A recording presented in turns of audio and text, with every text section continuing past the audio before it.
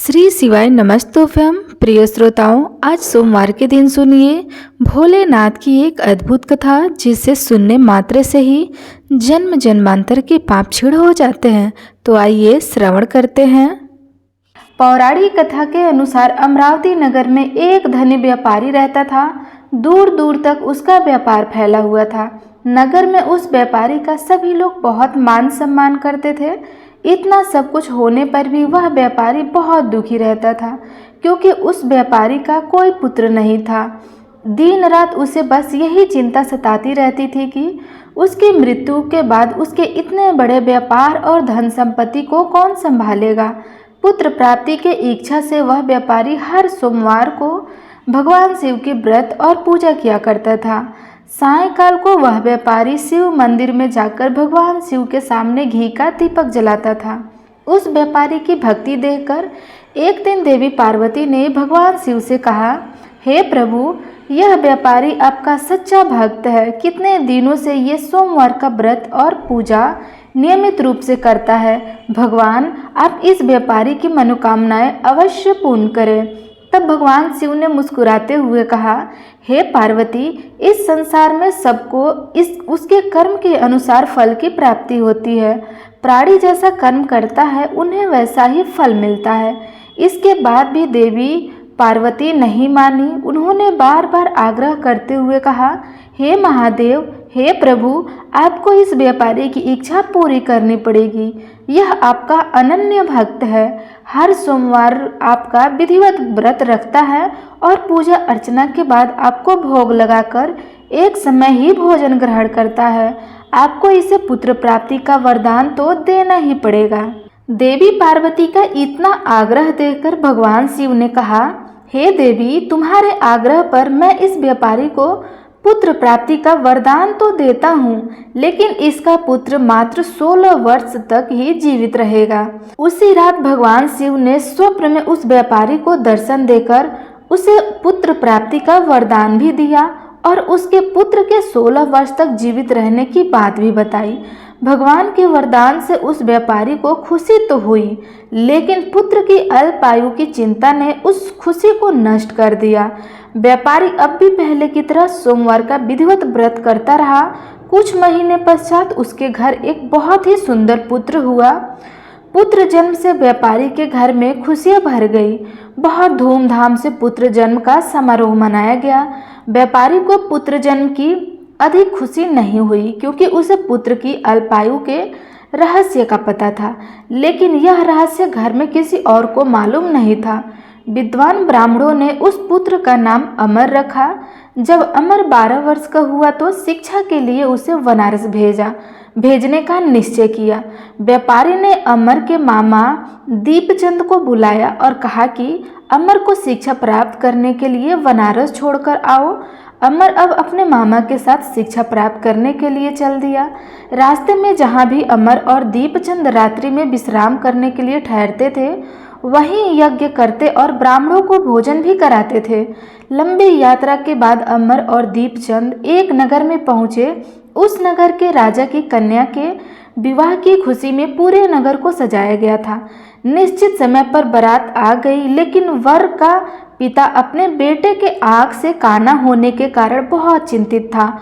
उसे इस बात का भय सता रहा था कि राजा को इस बात का पता चलेगा तो कहीं वह विवाह से इनकार न कर दे, इससे उसकी बदनामी होगी। वर के पिता ने अमर को देखा तो उसके मस्तिष्क में एक विचार आया। उसने सोचा, क्यों न इस लड़के को दूल्हा बनाकर राजकुमारी से विवाह करा दूं। विवाह के बाद इसको धन देकर विदा कर दूंगा और राजकुमारी को अपने नगर ले जाऊंगा। वर के पिता ने इस संबंध में अमर और दीपचंद से बात की। दीपचंद ने धन मिलने के लालच में वर के पिता की बात स्वीकार कर ली और अमर को दूल्हे के वस्त्र पहनाकर राजकुमारी चंद्रिका से विवाह करा दिया। राजा ने बहुत सारा धन देकर राजकुमारी को विदा किया। अमर जब घर लौट रहा था तो उसे छिपा नहीं गया और उसने राजकुमारी के पल्लू पर लिख दिया, राजकुमारी चंद्रिका, तुम्हारा विवाह तो मेरे साथ हुआ था। मैं तो बनारस में शिक्षा प्राप्त करने जा रहा हूँ। अब तुम्हें जिस नवयुवक की पत्नी बनना पड़ेगा वह काना है। जब राजकुमारी ने अपने दुपट्टे पर लिखा हुआ पढ़ा तो उसने काने लड़के के साथ जाने से इनकार कर दिया। राजा ने सब बातें जानकर राजकुमारी को महल में रख लिया। इधर अमर अपने मामा दीपचंद के साथ बनारस पहुंच गया। अमर ने गुरुकुल में पढ़ना प्रारंभ कर दिया। जब अमर की आयु 16 वर्ष की हुई तो उसने एक यज्ञ किया। यज्ञ की समाप्ति पर ब्राह्मणों को भोजन कराया और खूब अन्य वस्त्र दान किया। रात को अमर अपने शयन कक्ष में सो गया। शिव जी के वरदान के अनुसार शयनावस्था में ही अमर के प्राण पखेरु उड़ गए। सूर्योदय पर मामा अमर को मृत देखकर रोने पीटने लगे। आसपास के लोग भी एकत्र होकर दुख प्रकट करने लगे। मामा के रोना विलाप करने के स्वर समीप से गुजरते हुए भगवान शिव और माता पार्वती ने भी सुना। तब माता पार्वती ने भगवान से कहा, हे प्राणनाथ, मुझसे इसके रोने का स्वर सहन नहीं हो रहा। आप इस व्यक्ति को कष्ट को अवश्य दूर कीजिए। भगवान शिव ने देवी पार्वती के साथ अदृश्य रूप में अमर को देखा तो पार्वती जी से बोले, हे देवी, यह तो उसी व्यापारी का पुत्र है जिसे मैंने 16 वर्ष की आयु का वरदान दिया था। आज इसकी आयु तो पूरी हो गई। देवी पार्वती ने फिर भगवान शिव से निवेदन किया, हे प्राणनाथ, आप इस लड़के को जीवित कर दीजिए, नहीं तो इस लड़के के माता पिता पुत्र की मृत्यु के कारण रो रो कर अपने प्राण त्याग देंगे। इस लड़के का पिता तो आपका परम भक्त है, वर्षों से सोमवार का व्रत करते हुए आपको भोग लगा रहा है। माता पार्वती के बार बार आग्रह करने पर भगवान शिव ने उस लड़के को जीवित होने का वरदान दिया और कुछ ही क्षणों में वह जीवित होकर उठकर बैठ गया। फिर शिक्षा समाप्त करके अमर मामा के साथ अपने नगर की ओर चल दिया। दोनों चलते चलते उसी नगर में पहुँचे जहाँ अमर का विवाह हुआ था। उस नगर में भी अमर ने यज्ञ का आयोजन किया। समीप से गुजरते हुए नगर के राजा ने यज्ञ का आयोजन देखा। तब राजा ने अमर को तुरंत पहचान लिया। यज्ञ समाप्त होने पर राजा अमर और उसके मामा को महल में ले गया और कुछ दिन उन्हें महल में रखकर बहुत सारा धन वस्त्र देकर राजकुमारी के साथ विदा कर दिया। रास्ते में सुरक्षा के लिए राजा ने बहुत से सैनिकों को भी साथ भेजा। दीपचंद ने नगर में पहुंचते ही एक दूत को घर भेजकर अपने आने की सूचना भेजी। अपने बेटे अमर के जीवित वापस लौटने की सूचना से व्यापारी बहुत प्रसन्न हुए। व्यापारी ने अपने पत्नी के साथ स्वयं को एक कमरे में बंद कर रखा था। भूखे प्यासे रहकर व्यापारी और उसकी पत्नी बेटे की प्रतीक्षा कर रहे थे। उन्होंने प्रतिज्ञा कर ली थी कि यदि उन्हें अपने बेटे की मृत्यु का समाचार मिला तो वे दोनों ही अपने प्राण त्याग देंगे। व्यापारी अपनी पत्नी और मित्रों के साथ नगर के द्वार पर पहुंच गया। अपने बेटे के विवाह का समाचार सुनकर पुत्रवधू राजकुमारी चंद्रिका को देखकर उसकी खुशी का ठिकाना नहीं रहा। उसी रात भगवान शिव ने व्यापारी के स्वप्न में आकर कहा, हे श्रेष्ठी, मैंने तेरे सोमवार के व्रत करने और व्रत कथा सुनने से प्रसन्न होकर तेरे पुत्र को लंबी आयु प्रदान की है। यह सुनकर व्यापारी बहुत प्रसन्न हुआ। सोमवार का व्रत करने से व्यापारी के घर में खुशियाँ आई। शास्त्रों में लिखा है कि जो स्त्री पुरुष सोमवार का विधिवत व्रत करते हैं और कथा सुनते हैं, उनकी सभी इच्छाएं महादेव की कृपा से पूरी हो जाती है। ये रहा सोमवार का व्रत कथा। अब सुनिए भगवान शिव और माता पार्वती के बीच में हुए संवाद की एक अद्भुत कथा। एक बार भगवान शंकर और माता पार्वती जी साथ साथ पदयात्रा पर संसार के भ्रमण के लिए निकले। संसार में अनेक स्थानों पर घूमने के बाद एक बार देवी पार्वती जी थक गई और उन्होंने भगवान शिव से थोड़ी देर विश्राम करने के लिए कहा। तब भगवान शिव ने विश्राम करने के लिए हामी भर दी और फिर वे दोनों एक बड़े से पीपल के पेड़ के नीचे छांव में बैठ गए। थोड़ी ही देर बाद भगवान शिव अपनी करवट बदल कर लेट गए, लेकिन माता पार्वती की नजरें उन चींटियों की कतार पर टिकी हुई थी जो एक जगह से दूसरी जगह पर रंगती हुई जा रही थी। चींटियों के बीच में रास्ते में पड़ा था एक रेंगने वाला कीड़ा जिसे वे चींटियां लगातार चलते हुए काट रही थी। वह कीड़ा अपनी रक्षा करने में असमर्थ था क्योंकि चींटियां बहुत सारी थी और कीड़े को इस तरह चींटियों के काटने से अत्यधिक पीड़ा हो रही थी। वह अपनी रक्षा के लिए छटपटा रहा था। माता पार्वती जी यह दृश्य देखकर दुखी होने लगी। माता कैसे न कैसे करके उस कीड़े की पीड़ा मिटाना चाहती थी, लेकिन खुद करने में असमर्थ थी। तो माता ने कीड़ों को इस समस्या से मुक्ति दिलाने के लिए भगवान शिव से प्रार्थना की। भगवान शिव ने जब खड़े होकर उस कीड़े को देखा तो उन्होंने देवी पार्वती को समझाया कि आप इस पर ध्यान मत दो, यह किसी पीड़ा में नहीं है बल्कि अपने कर्मों का ही फल भोग रहा है। लेकिन माता पार्वती अपने कोमल हृदय से इस कठोर और पीड़ा दर्द दृश्य को देखकर बहुत दुखी थी। उन्होंने फिर से भगवान शिव से उस कीड़े की पीड़ा को मिटाने के लिए लगातार प्रार्थना की, लेकिन भगवान शिव भी उन्हें यही समझाते रहे कि इस पर ध्यान मत दो, क्योंकि यह तो अपने कर्मों का फल भोग रहा है और सभी को एक न एक दिन अपने कर्मों का फल भोगना ही होता है। भगवान शिव ने इस समस्या से मुक्ति दिलाने के लिए माता पार्वती जी से वहाँ से कहीं दूर स्थान पर चलने के लिए कहा, ताकि उनका ध्यान वहाँ से हट सके। लेकिन माता पार्वती जी ने भी हट पकड़ रखी थी। वह कहने लगी, प्रभु, जब तक इस कीड़े की पीड़ा नहीं मिटेगी मैं यहाँ से कहीं नहीं जाऊंगी। अब भगवान शिव को देवी पार्वती जी की हट के आगे मजबूर होकर उस कीड़े की पीड़ा मिटानी पड़ी। भगवान शिव बोले, देवी ठीक है, मैं इसका कष्ट दूर कर रहा हूँ, लेकिन अगर बाद में यह कुछ गड़बड़ करे तो तुम मुझे दोष मत देना। भोलेनाथ की बात सुनकर देवी पार्वती जी कहने लगी, ठीक है प्रभु, पहले आप इसका कष्ट तो मिटाइए। फिर भगवान शिव ने अपनी शक्तियों से उस कीड़ों की राजा चींटियों को उसकी प्रजा और उनके लिए बहुत ही सुंदर नगरी बना दी, जिसमें राजा का आलीशान महल था। अब यहाँ से उस राजा की वास्तविकता शुरू होती है, जिस कारण उसे एक कीड़े के रूप में पीड़ा मिल रही थी। अब जब सब कुछ बनकर तैयार हो गया, तब भगवान शिव ने राजा से, जो पहले जन्म में कीड़ा था, उससे कहा कि भाई, अब तू अपना राजपाट संभाल, हम यहाँ से चलते हैं। लेकिन राजा अपने व्यवहार से बड़ा ही घमंडी था और वह चरित्रहीन भी था।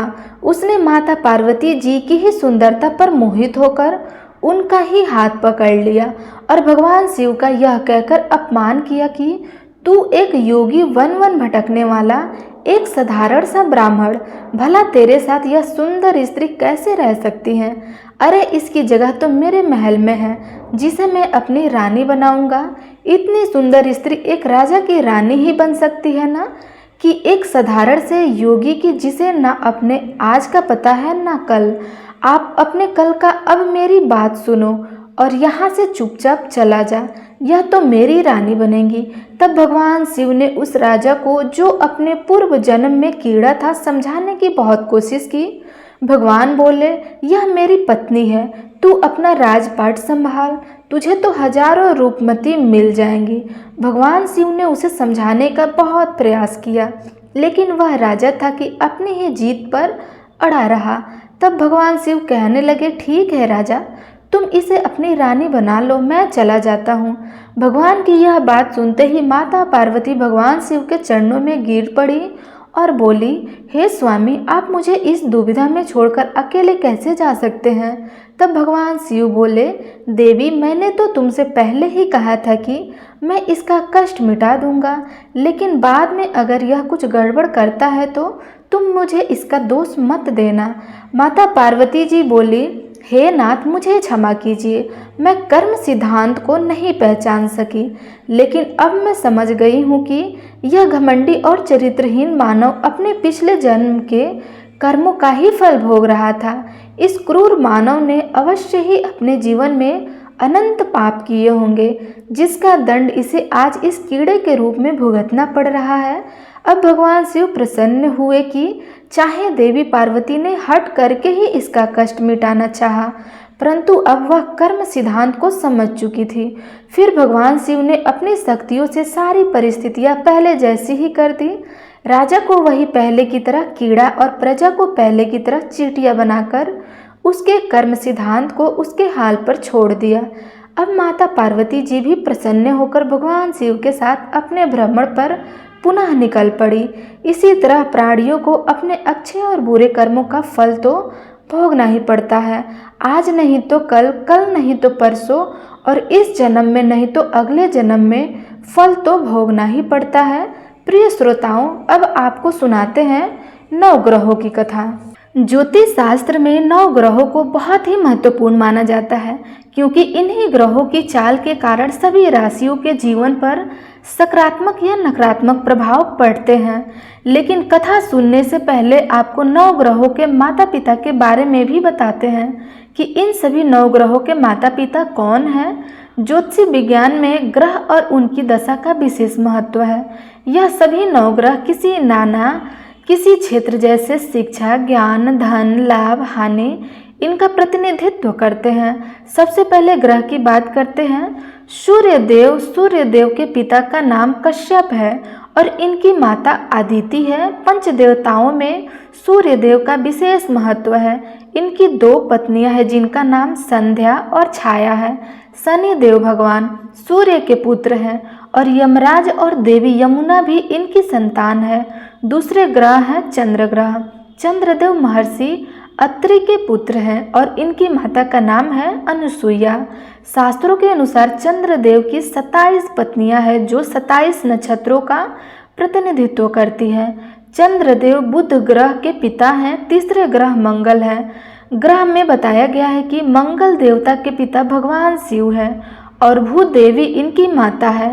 मंगल पूरी तरह से ब्रह्मचारी है। मांगलिक दोष का संबंध भी इन्हीं ग्रह से होता है। चौथे ग्रह है बुध ग्रह।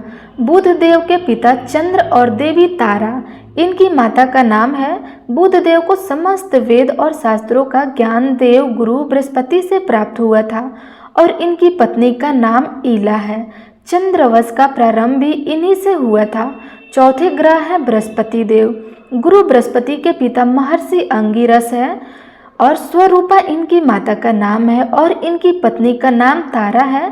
महाभारत काल में मुख्य भूमिका निभाने वाले गुरु द्रोणाचार्य इनके पौत्र माने जाते हैं। शास्त्रों में इन्हें देवताओं का गुरु भी बनाया गया है। 5वें ग्रह है शुक्र ग्रह। शुक्र देव के पिता भृगु ऋषि है और काव्य माता इनकी माता का नाम है। इन्हें कठिन तप के कारण भगवान शिव से मृत संजीवनी विद्या प्राप्त हुई थी। इनकी पत्नी का नाम जयंती है, जिन्हें देवराज इंद्र की पुत्री के रूप में जाना जाता है।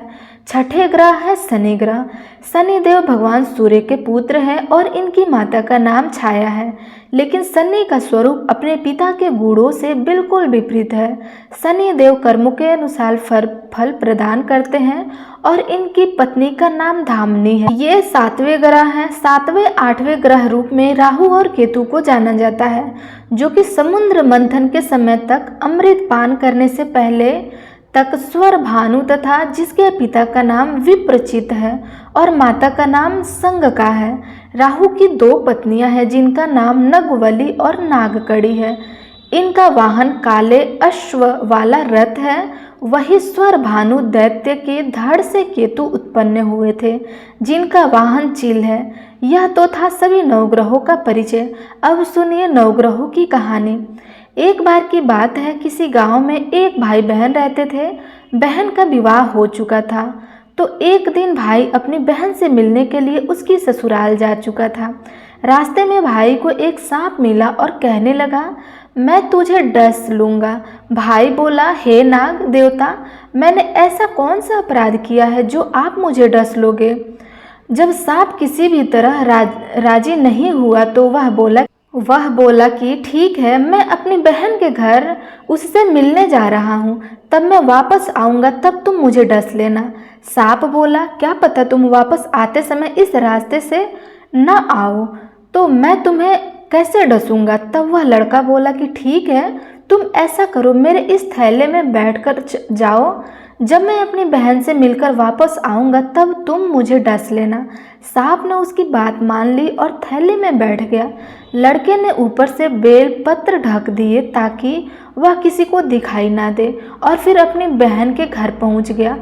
बहन उस समय नवग्रहों की कहानी कह रही थी। उसने भाई को आया हुआ देखा तो भाई से कहा कि भाई तुम बैठो, पहले नवग्रहों की कहानी कह लूँ, तुम बैठो और मेरी कहानी भी सुनो। बहन ने कहानी कही, भाई ने कहानी सुनी। जीवों की, जानवर की, हाथी की, घोड़े की, कुत्ते की, बिल्ली की, भाई की, बहन की घर के धनी की बेटी, जवाई की देवरानी, जिठानी की सास, ससुर की संग की सहेली की, सबके ग्रह शांत हो जाए। घर चले 8 पग आदमी, चले 4 पग सांप, बिच्छू भंवरे सब आग में चले। ऐसा भाई को कहानी सुनाकर बहन खड़ी हो गई और भाई के पास रखे थैले को देखकर भाई से बोली, भाई थैले में क्या लाए हो? इससे पहले कि भाई कुछ कहता, उसने वह थैला उठाया और घर के अंदर ले गई। थैला खोलकर देखा तो बेलपत्र, केले और संतरे बन गए और सांप एक चमचमाता आता हुआ हार बन गया। जब हार पहनकर वह बहन बाहर आई तो बहन के गले में चमचमाता हुआ हार देखकर भाई बोला, बहन इतना कीमती हार तुम कहाँ से लाई हो? तब बहन बोली, भाई तुम ही तो लाए हो। मेरे लिए थैले में केले और संतरे के साथ हार भी तो था। भाई ने सुना तो हैरान रह गया और बोला, बहन उसमें हार नहीं बल्कि मेरे मृत्यु का सामान था। ऐसा कहकर उसने सारी बात अपनी बहन को बताई और फिर कहने लगा कि बहन, यह तेरे ही नवग्रहों की कहानी का प्रभाव है, जो वह सांप हार बन गया। अब यह हार तू ही रख ले। कुछ दिनों के बाद बहन के घर रहने के बाद जब भाई वापस चलने लगा तो बहन बोली, भाई तुम्हारे 9 ग्रहों की दशा लगी है, तुम घर जाकर भाभी से कहना कि वह 9 ग्रहों की कहानी कहे। ऐसा कहकर उसने अपने भाई को विदा किया। भाई जब अपने घर पहुंचा और जाकर अपनी पत्नी से बोला कि सुनो, हमारे 9 ग्रहों की दशा लगी है, हम 9 ग्रह की कहानी रोज कहा करेंगे और तुम सुनना, तुम कहोगी तो मैं सुनूंगा। फिर जाओ, एक लोटा जल भर कर लाओ, साथ में चावल और चीनी के दाने भी लेकर आओ। उसकी पत्नी सारी सामग्री लेकर आई। कहानी कही, जीव की, जानवर की, हाथी की, घोड़े की, कुत्ते की, बिल्ली की, देवरानी जेठानी की, सास ससुर की, घर के धनी की, बेटी जवाई की, भाई बहन की, सबके 9 ग्रह शांत हो जाइए। घर चले 8 पग आदमी, चले 4 पग सांप, बिच्छू भंवरे सब आग में जल जाइए। सभी 9 ग्रहों को नमस्कार है। जैसे 9 ग्रह की दशा भाई की उतरी, वैसे ही इस कहानी को कहने, सुनते और हुंकार भर के सभी के उतरे। सब पर 9 ग्रहों की कृपा बनी रहे।